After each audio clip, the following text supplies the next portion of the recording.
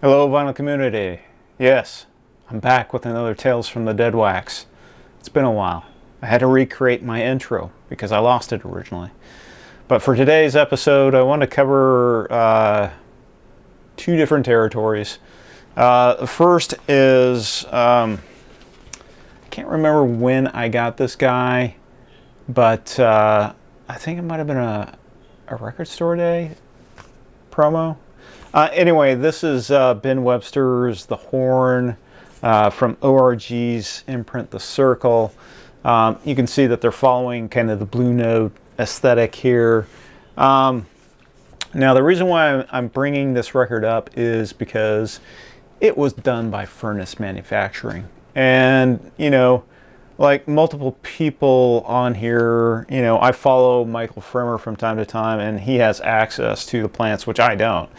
And he interviewed the owner of Furnace Manufacturing. And so I like some of what they're doing, but I don't like everything. So let me get into it. So I got, how did I know it was Furnace? Well, the original inner had their logo on it. And I don't know how well this is going to come out, but I'm going to show you a close-up here. So what I found to be disappointing was that, hey, when I looked at the actual Deadwax of the record, yeah, it reeked of a bad cooling process. There was waves and grooves like I'm showing you here, and to me that is not good. I commonly see that with United Records. So what frustrates me is when I was reviewing the video that Fremer did with the owner of Furnace, I mean, the guy was dead set dedicated on doing the best pressings. Well, this was not the best pressing. I'll cut them a little slack. They're new.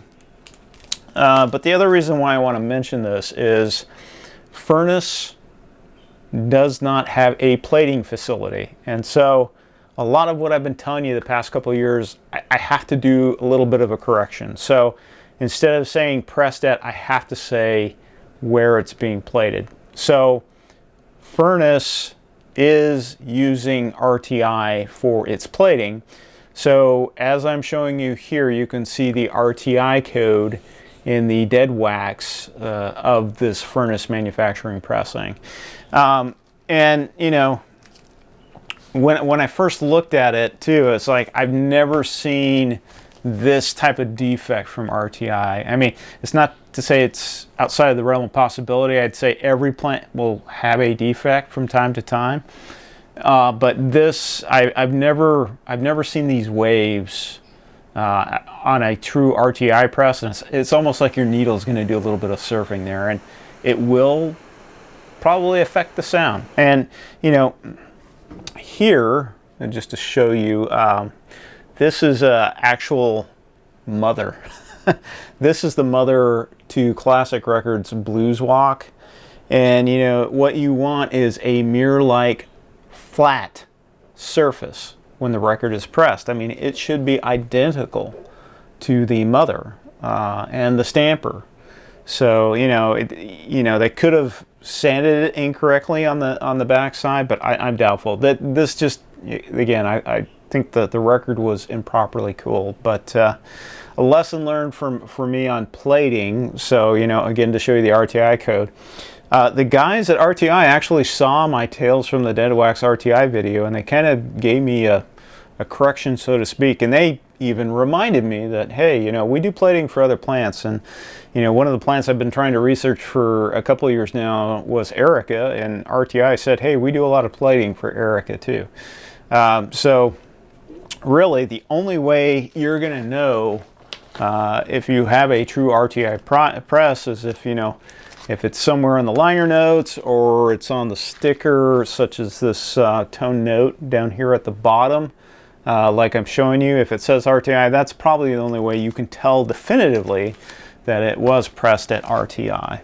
So I just want to cover that. And there's other examples of this out there. So Memphis record pressing, which started out as a sole independent, was actually bought out by GZ Vinyl. And Vinyl Me Please, I think in order to meet their monthly production schedule for, 3 different records now per month, plus all their bonus records, they're having to press all over the place. But I did notice that, they are pressing quite a bit at GZ, and GZ is doing the plating now for Memphis since they bought the Memphis record press. And Michael Firmer also did a tour of GZ, and GZ has purchased plants in France.